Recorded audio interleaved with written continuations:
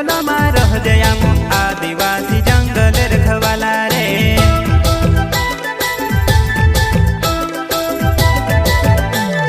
चल जंगल जमीन काजे पूजे रे आदिवासी दुनिया ने रखवाला रे। बाप देव खतरी काज पूजे रे आदिवासी सबसे निराला रे।